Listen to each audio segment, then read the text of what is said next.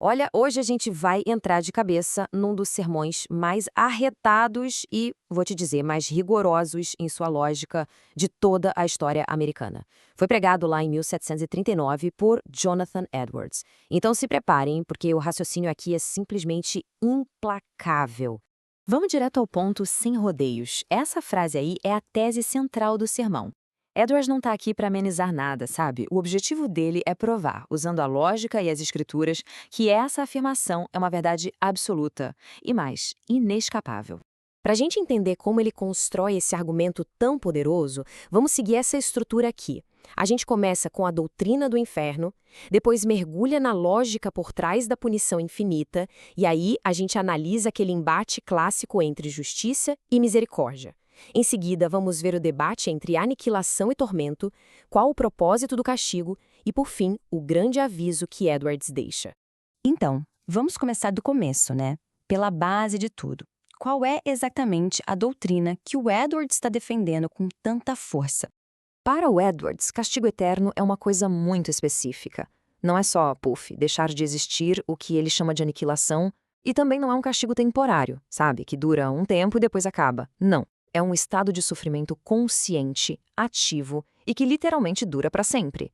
É justamente contra essas duas ideias, aniquilação e punição temporária, que ele vai construir todo o caso dele.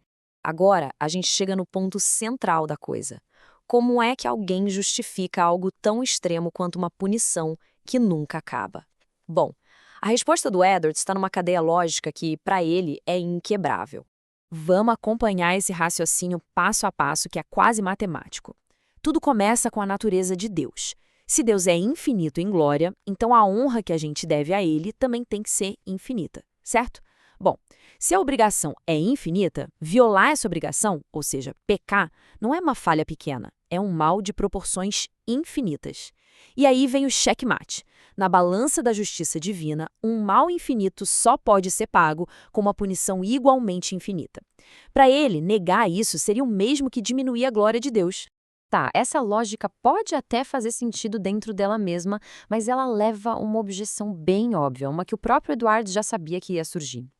Como é que um Deus bom, um Deus de misericórdia, pode permitir um tormento que não tem fim? Essa é a pergunta que fica martelando na cabeça, né? Parece uma contradição gigantesca. E o Edwards dedica uma boa parte do sermão dele só para desmontar essa objeção, e para isso ele meio que redefine as regras do jogo. A chave do argumento dele está aqui: separar esses dois conceitos.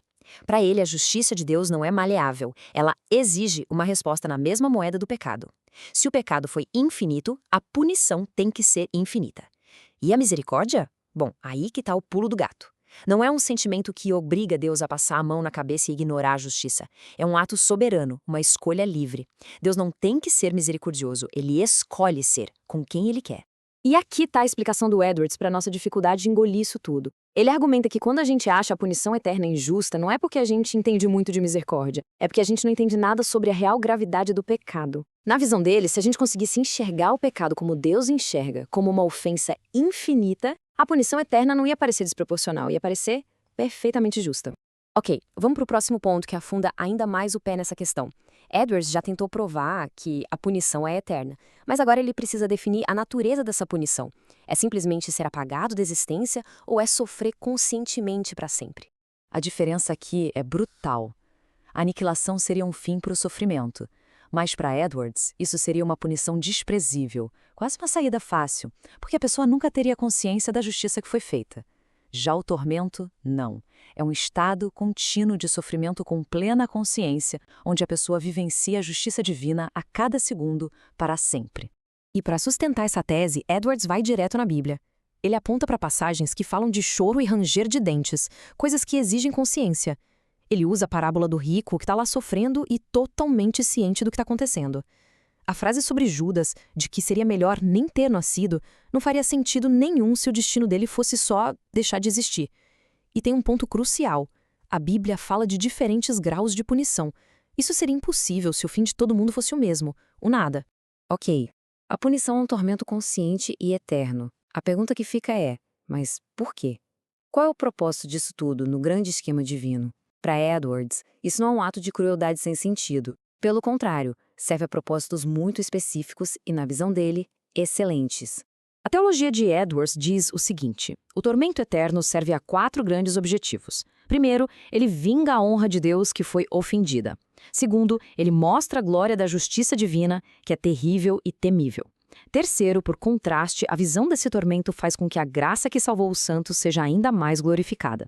E por fim, essa visão aumenta a felicidade de quem foi salvo, porque eles entendem de uma forma muito mais profunda o tamanho do livramento que receberam. E aí, depois de toda essa construção lógica, de todo esse argumento teológico, Edwards chega no clímax.